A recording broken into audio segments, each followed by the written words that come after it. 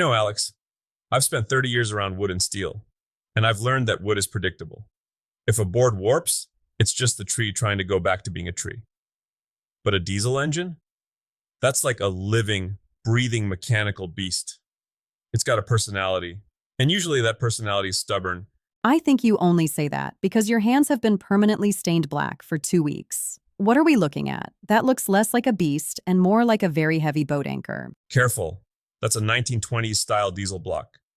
This thing represents the purest form of combustion. No spark plugs, no fancy electrical sensors that fry the moment it rains. This is an engine that runs on the sheer willpower of compression. Ask me how I know that a diesel is better than a gas engine for a workshop generator. Oh, here we go. Is this about the time you tried to power the shop with that old lawnmower engine and nearly set the tiger den on fire? Hey, that was a thermal learning event. But seriously, look at this. With a diesel, you aren't waiting for a spark. You're squeezing the air so hard it gets angry and hot enough to ignite the fuel on contact. It's high pressure, it's heavy duty, and it's why these things can run for 50 years if you treat them right. Wait, hold on. If there's no spark plug, how does it actually start? If I'm cold and someone just squeezes me, I don't catch fire. Usually. Well, you aren't being compressed at a ratio of 22 to 1. Here's the thing nobody tells you about diesel. It's all about the bore and stroke. The bore is the diameter of this hole right here. The stroke is how far that piston travels up and down. Okay, I've heard those terms at car shows, usually from guys wearing I Love Torque t-shirts. Because torque is the diesel's bread and butter. In a gas engine, you're looking for speed. Low stroke, high RPM. In a diesel, especially the big ones used in mining or for backup generators, you have a long stroke.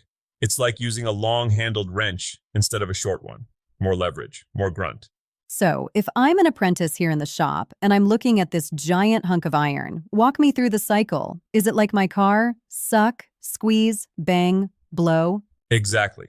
The classic four-stroke cycle, but with a diesel twist. First, intake. The intake valve opens and the piston moves down. But, and this is key, it only draws in air. No fuel yet. Second, compression.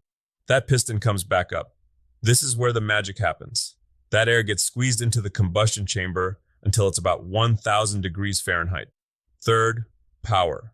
Right at the top, the fuel injector, not a spark plug mind you, sprays a fine mist of diesel fuel into that superheated air. Boom! Fourth, exhaust. The piston pushes the leftovers out of the exhaust valve. Okay, but I've seen some of those old school engines that sound like a popcorn machine on steroids. Those two-stroke diesels. What's the deal there? Are they just twice as loud and twice as dirty? They are definitely louder. Two-stroke diesels are fascinating because they do all four of those jobs in just two movements of the piston. They use scavenging.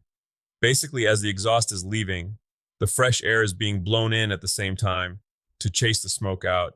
It's efficient in terms of power to weight, but they're picky. Pick sounds like more maintenance for you. Oh, you have no idea. I once worked on a two-cycle blower that hadn't been cleaned since the Nixon administration. I opened the intake ports and found enough carbon buildup to make a diamond.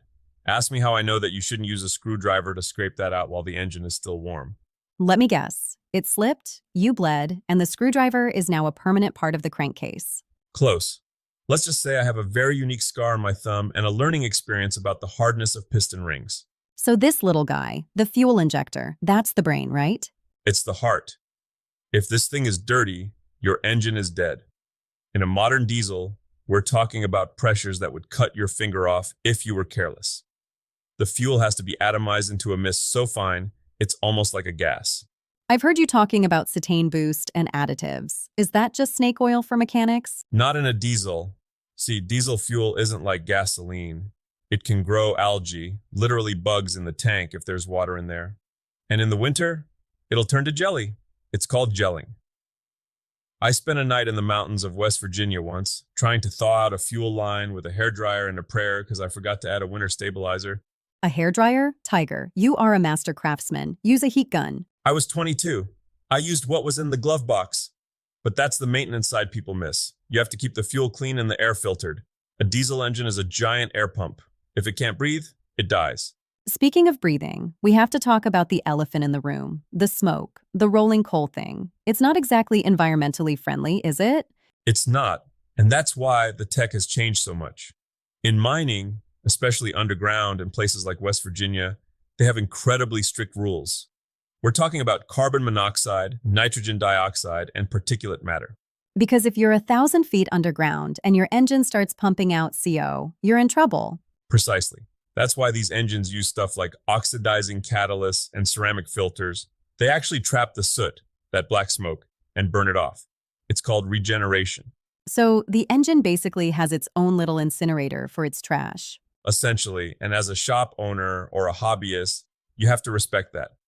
If you let your diesel idle too long without getting it up to temperature, those filters plug. It's like a smoker's lungs. It'll cost you $5,000 to replace a filter because you were too lazy to drive it on the highway for 20 minutes. Okay, so for the person listening who's thinking about getting an old diesel tractor or a shop generator, what's the gold rule of maintenance? It's the 3 C's: clean fuel, clean air, cool oil. 1. Never, ever let your fuel filters get old. A microscopic piece of dirt in that injector I showed you is like throwing a grenade into a watch movement. 2. Change your air filters. If you're working in a wood shop like this, the sawdust will choke a diesel in a week. 3. Watch your cooling system. A diesel runs hot by design, but if it overheats, you'll warp the head. And trust me, resurfacing a diesel head is a lot more expensive than a new water pump. You mentioned a stall test or a load test earlier. What's that? It sounds like you're trying to break it on purpose. It kind of feels like it. You basically put the engine under maximum load while it's stationary to see how it handles the stress. In the mines, they do it to measure emissions. In the shop, I do it to make sure the governor is working. The governor? Like the guy who signs the laws? Exactly. Except this governor is a mechanical hydraulic device. It's the peacekeeper. If you turn on a massive table saw and the engine starts to bog down, the governor senses the drop in RPM and tells the injectors, hey, give it more juice. Without a good governor, your engine would either stall out or run away, which is exactly as terrifying as it sounds. Define runaway for the audience, because it sounds like the engine is going to sprout legs and leave. I wish. A runaway is when a diesel starts consuming its own lubricating oil as fuel. The RPMs climb higher and higher, the engine starts screaming like a jet turbine, and because it's not using the fuel line anymore, turning off the key does nothing. Wait, how do you stop it then? You have to choke the air intake, throw a board over it or a heavy rag, but don't use your hand, unless you want to lose it. It's the stuff of mechanic nightmares. Ask me how I know. No, actually, don't. I want to be able to sleep tonight. Here's the thing, Alex. People look at these as just tools, but when you understand the physics, the way it takes liquid energy and squeezes it into motion through nothing but heat and pressure, it's beautiful. It's honest work. It's definitely honest. I don't think I've ever seen you look more at peace than when you're deep in an oil pan. Well, there's a satisfaction in fixing something that's built to last. We live in a world of plastic and planned obsolescence. But a diesel is an heirloom. You take care of it, and it'll take care of you. Even if it tries to run away occasionally. Especially then, keeps you on your toes. Tiger. So if you're out there in your own tiger den, don't be afraid of the grease. Just remember, keep it clean, keep it cool, and for heaven's sake, keep a piece of plywood handy for the air intake, just in case.